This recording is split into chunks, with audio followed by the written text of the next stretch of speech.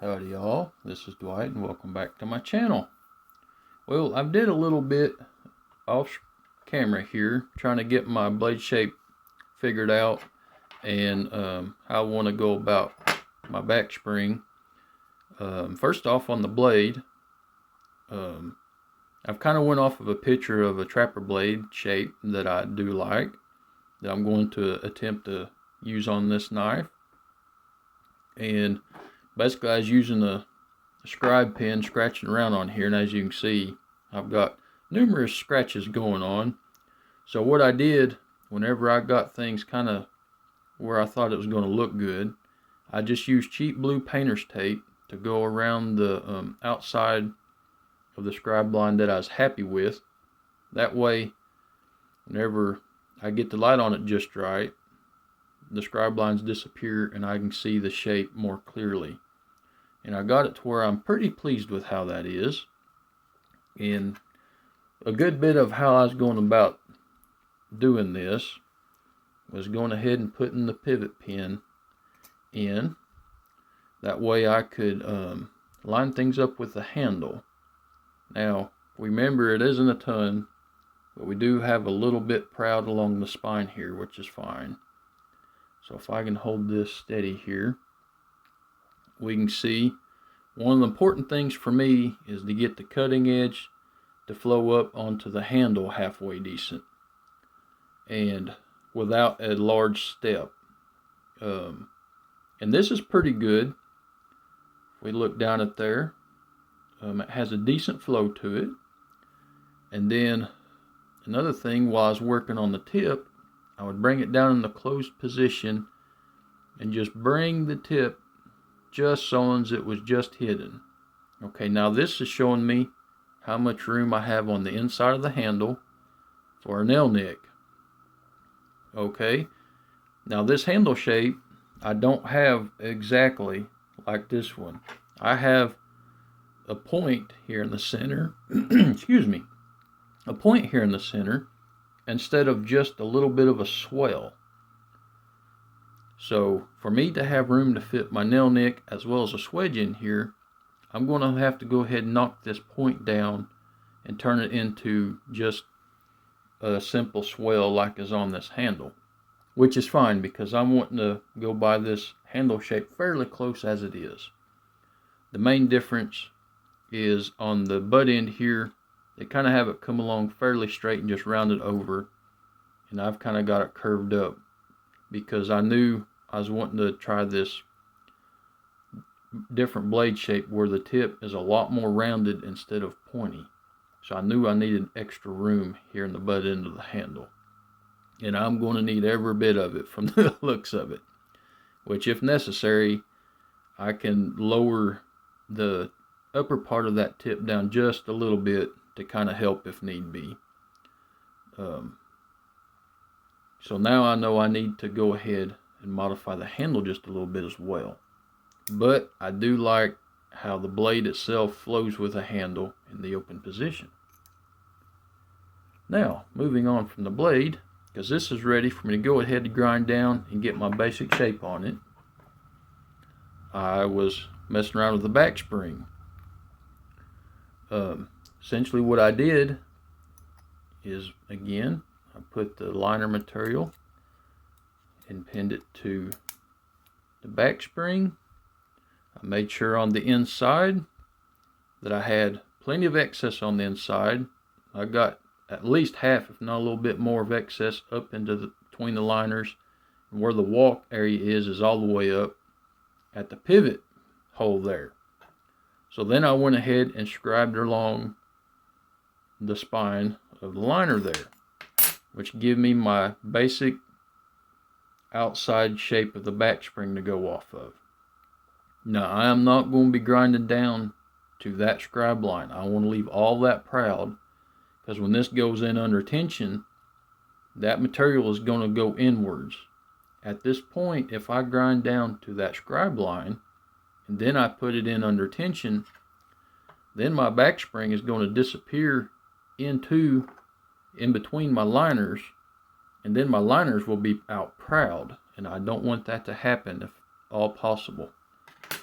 So since there isn't a boatload of access, I'm going to leave that alone that way until after I put it under tension, and then I will smooth all that down. And like this corner here, I'll knock off because that's a lot of excess. Now I went ahead and just did a very general idea of the inside spring shape. I'm going to go ahead and get rid of most of that excess. I'll still leave things proud, and then I will work out where I need to put my middle pinhole. So that's going to be the next step, is removing excess material, but still leave things proud, as well as going ahead and smoothing this point down on my handle and just turn that into a little bit of a swell, just like on here.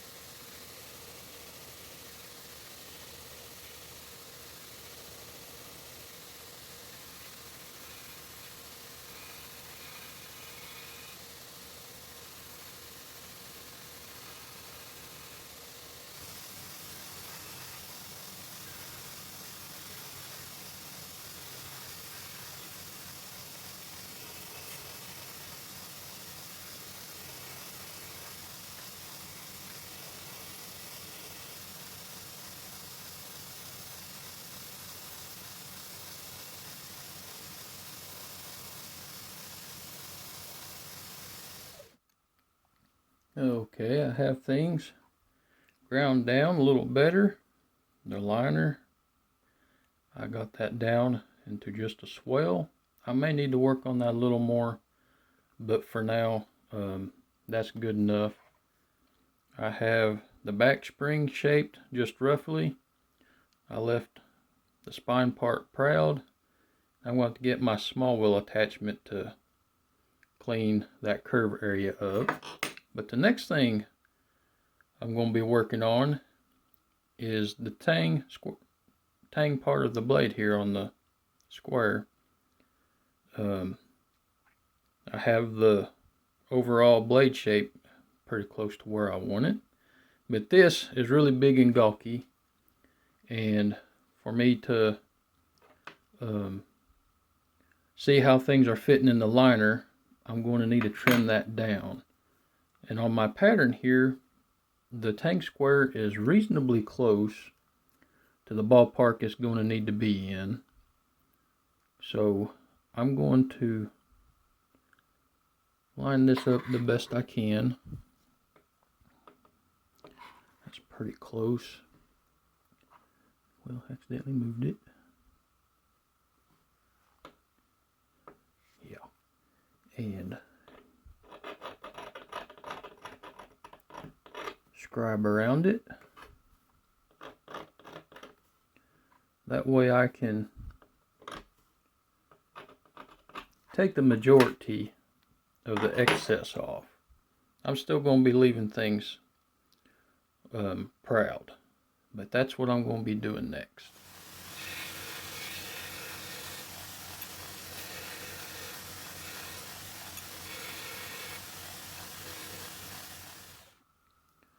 I have the blade and the back spring pinned here to the liner. And as we can see, I'm still going to do a little bit of work here on the inside of the handle, but it's a lot better than it was. But what I'm actually going to be doing is I'm going to just do a quick and dirty fit up on this. Nothing precise, of course. But to get this tang and the back spring relation in a reasonable state, that way I can see how I really need to shape the inside of the back spring here for the blade to sit down far enough. And just right off the bat, I can see I need to go ahead and get my small wheel attachment in there, because for the blade to fit down in there, it's already hitting that bump I couldn't get to on my flat patent wheel. So I'm going to do that real quick, and then I will show just the basics of how to fit a pocket knife up without a rupel gauge. I have one, but I don't need to be quite that precise. I'm just going to go by this scribe line. So when I get this rounded sufficiently, we will go from there.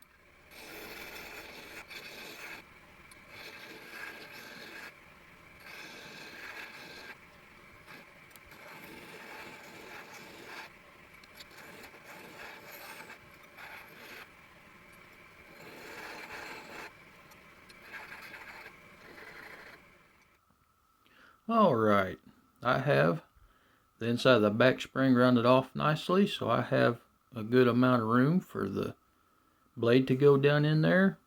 I might, once I get my center hole done, I might be able to take more material off along the bottom here. Time will tell. But for now, I'm going to need to go ahead and end this video, because I'm going to be running out of memory on my phone to be able to get this video uploaded. But I am on a pretty decent roll here, so I will probably go ahead and be starting on the next video. And so there might be 2 videos dropped here in pretty quick succession. So I appreciate y'all following along on this build, and we'll see you in the next video.